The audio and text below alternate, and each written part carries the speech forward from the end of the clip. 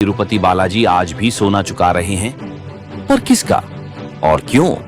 क्यों हर भक्त अपने बाल दान करता है? क्यों मंदिर के अंदर से सांसों की आवाजें आती हैं और क्यों बालाजी की मूर्ति हर शुक्रवार बदल जाती है?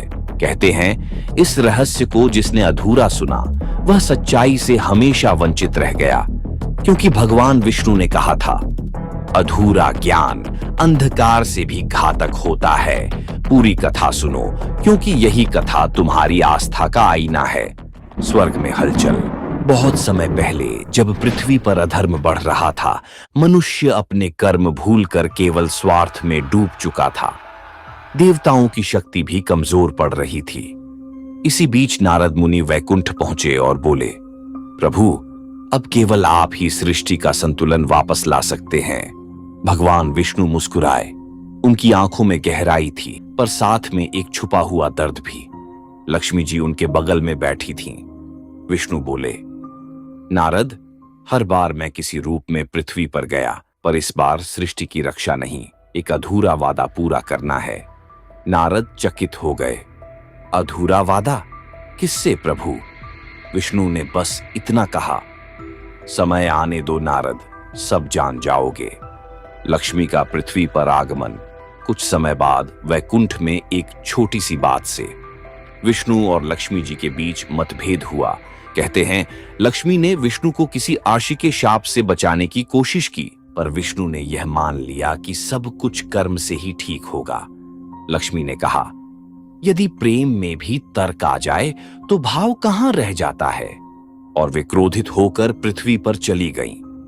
तिरुमला पर्वत की तलहटी में एक पवित्र सरोवर के पास, जहां उन्होंने तपस्या शुरू की।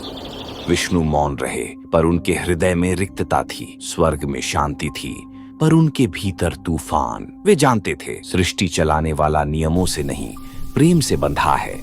अंततः विष्णु ने निर्णय लिया, वो स्वयं मनुष्य के रूप में पृथ्वी पर उतरेंगे। वे वेंकटाद्रि पर्वत, आज का तिरुमला पर्वत पर प्रकट हुए, श्रीनिवास नाम से। लोगों ने उन्हें एक तपस्वी समझा जो गहरे जंगलों में साधना करता था। उनके चारों ओर एक अद्भुत आभा थी, पर वो सादगी से रहते थे। न कोई स्वर्ण सिंहासन, न कोई मुकुट।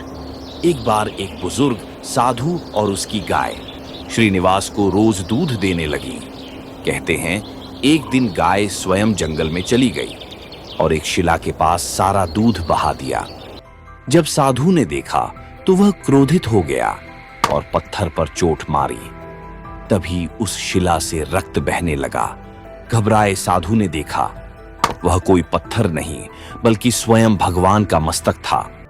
वो मूर्छित होकर गिर पड़ा और उसी क्षण आकाशवाणी हुई, मत डर, ये वही स्थान है जहां मैं युगों तक रहूंगा। यही मेरा नया घर होगा, तिरुपति बालाजी धाम। धीरे धीरे आसपास के गांवों में चर्चा फैल गई। वेंकटगिरी पर्वत पर कोई दिव्य योगी रहता है, जिसकी झलक मात्र से लोगों के दुख मिट जाते हैं।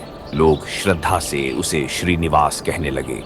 कई भक्तों ने उन्हें भगवान माना, पर किसी को नहीं पता था कि ये वही विष्णु है जो अपने प्रेम, अपने वादे और एक दिव्य ऋण की पूर्ति के लिए मानव रूप में आए हैं। हर रात पर्वत पर एक अजीब प्रकाश दिखता, कभी आसमान तक उठती लौ, तो कभी शंखनाद की गूंज बिना किसी वाद्य के सुनाई देती। भक्त कहते, प्रभु यहाँ प्रकट हुए हैं, पर जो कुछ आने वाला था वो केवल एक चमत्कार नहीं, बल्कि सृष्टि का सबसे रहस्यमय सौदा था, जहां भगवान स्वयं ऋणी बनने वाले थे।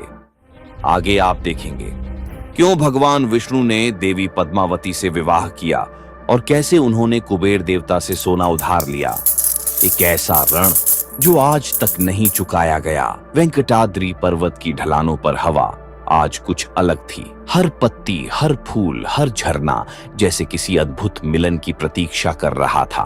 भगवान विष्णु अब श्रीनिवास के रूप में इस पर्वत पर रह रहे थे, गहरे तप में, एक मौन तपस्वी की तरह। पर उनके भीतर एक अधूरी कमी थी। वो थी लक्ष्मी का वियोग, जिसने उन्हें वैकुंठ से पृथ्वी तक खींच लाया था। एक रात श्रीनिवास ध्यान में लीन थे।